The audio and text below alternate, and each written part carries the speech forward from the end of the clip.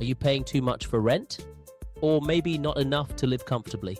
In this video, we'll break down exactly how much of your income should go to rent.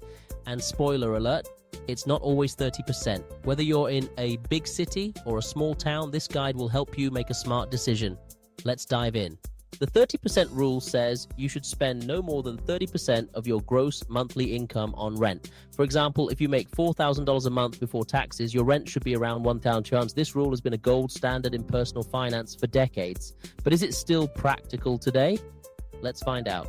Unfortunately, the 30% rule doesn't consider high-cost cities, student loans, or irregular income.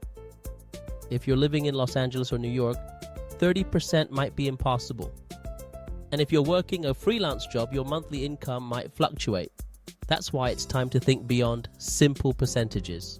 Here are 6 things that determine how much you personally can afford to pay in rent. Net income, not gross income. Location and average housing prices. Debt obligations, credit cards, loans, savings goals, emergency fund, retirement, transportation costs, car, gas, public transit, lifestyle, how you prioritize entertainment, food, and more. You need a budget that reflects your reality, not someone else's. Let's look at some real-world examples. In New York City, the average rent for a one-bedroom is over $3 million a month. That's 60% of income for someone making $60K a year.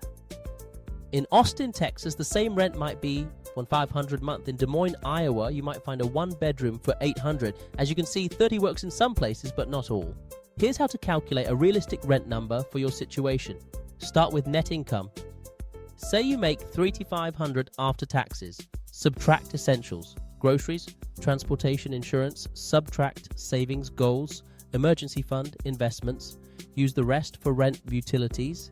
Aim to stay under 50% of your net income for rent and utilities combined, ideally closer to 40%. Avoid these 5 mistakes when budgeting for rent, ignoring utility and maintenance costs. Not factoring in renter's insurance, overestimating how much you can stretch. Assuming future income increases will help. Signing leases without comparing alternatives. Being realistic now can save you stress later. Here are some final tips. Use apps like Mint or YNAB to track expenses. Consider roommates to reduce cost. Look into rent assistance or affordable housing programs. Negotiate your lease if possible, especially on renewal. Your rent should support your life, not control it. If this video helped you think differently about rent, hit that like button and subscribe for more smart financial advice. Got questions or want help calculating your own rent budget? Drop a comment below. I read everyone. See you in the next video.